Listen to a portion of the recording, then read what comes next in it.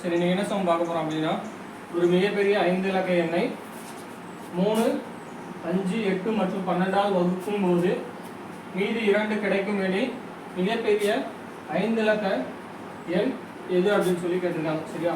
அதாவது 3, 5, 8 மற்றும் 12 இதால் வகுக்கும் போது மீதி நமக்கு என்ன கிடைக்கணும்னு இருக்காங்க, 2 கிடைக்கணும்னு இருக்காங்க. 4 ஆப்ஷன் கொடுத்துருக்காங்க. சரியா? 4 ஆப்ஷன் கொடுத்துருக்காங்க. இப்போ 3 அப்படிங்கிறதுக்கு வகுப்படும் தன்மை என்னது? 3 அப்படிங்கிறதுக்கு வகுப்படும் தன்மை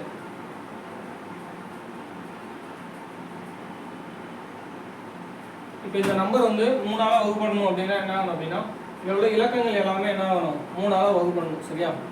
இப்போ இதில் பார்த்தீங்கன்னா 3 அப்படிங்கிறது 9 அப்படிங்கிறது 3ஆல வகுப்படும். இந்த 9ம் 3ஆல வகுப்படும். இதுவும் 3ஆல வகுப்படும். இந்த 7 + 2 எவ்வளவு? 9ஆ? அப்போ இதுவும் என்ன பண்ணும்? 9ஆல வகுப்படும். இந்த இலக்கங்கள் எல்லாம் 9ஆல வகுப்படுச்சுன்னா இந்த ஹோல் நம்பர் என்ன பண்ணும்? 3ஆல வகுப்படும். ஆனால் நமக்கு என்ன வேணும்? மீதி 2 வரணும். சரியா? இப்போ அடுத்து பாரு, இங்கே 9 இருக்கு, இது 3ஆல வகுப்படும், இது 3ஆல வகுப்படும், இது 3ஆல வகுப்படும். இப்போ 8 + 5 எவ்வளவு? 13. 8 + 5 எவ்வளவு? 13. 13 3ஆல வகுப்படுமா அப்படின்னா வகுப்படாது. ஆனால் மீதி எத்தனை வரும்? 4 × 12 மிச்சம் 1 வருதா? ஆனால் நமக்கு மீதி என்ன வரணும்? மீதி 2 வரணும். சரியா? நமக்கு என்ன வரணும்? மீதி 2 வரணும். அப்போ இது ஆன்சர்ல. அப்போ இது பாரு, இது 3ஆல வகுப்படுமா?